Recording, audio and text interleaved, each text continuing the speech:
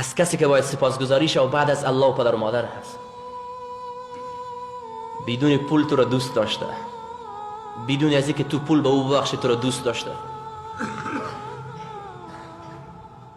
در قبال خدمت خود از تو پول نخواسته. دور از تشبیه، مادر در داخل خانه مانده، یک نوکر برای ما کار میکنه، پدر در خارج از خانه. ما تو در اینجا گرم نشستیم درس میخوایم. از برکت پدر و مادر هست، از دعای پدر و مادر هست، از تشویق پدر و مادر هست.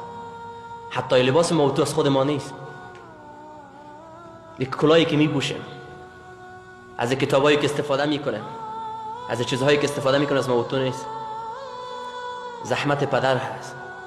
این لباسی که پاک شسته و پوشیده ایم از برکت خود ما نیست، از دستای مادر هست. پس اوقات شاید مادرتان براتون بگه که من فلان جایم درد میکنه. میبینی که قامت پدر بعضی اوقات خم شده روان هست. ما خیلی در جستجوی جوانی خود هستیم که جوان شده روان هستم، مادر و پدر در حال پیر شدن هست. در خانه که داخل میشیم گاهی اوقات اگر تمام افراد خانه موجود باشه، پدر و مادر نباشه، خانه خیلی خالی معلوم میشه.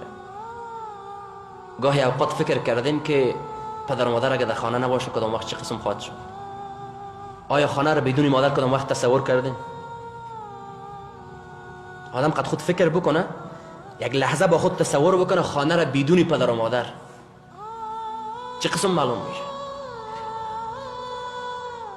باید از اونها سپاسگزاری بکنیم، از اونها تشکر بکنیم. اگرچه ما شکرانه اونها را با جا کرده نمیتوانیم. یک روز یک صحابی مادر خود را در پشت خود کرده، در کنار خانه کعبه طواف میکنه. در پشتش است، سر شانه هایش.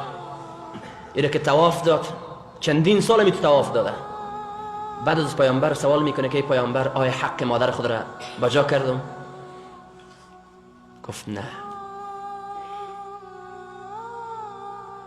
گفت حق یک درد زایمانش را هم ادا نکرده. در وقتی که تولد شدیم و درد را که مادر احساس کرده، حق از او را تا به حال ادا نکرده. پس اونها لیاقت سپاسگزاری داره که باید از اونها سپاسگزاری صورت بگیره.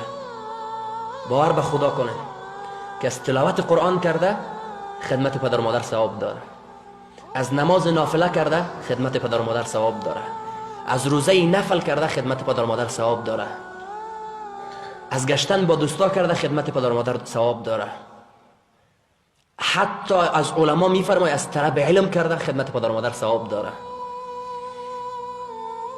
امام منکدر رحمه الله یک شب پاهای پدر و مادر خود را، از مادر خود را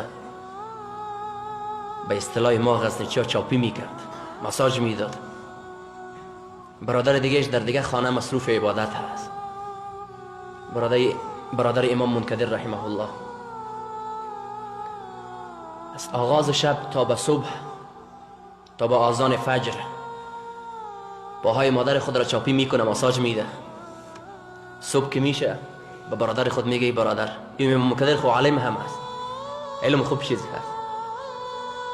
میگه برادر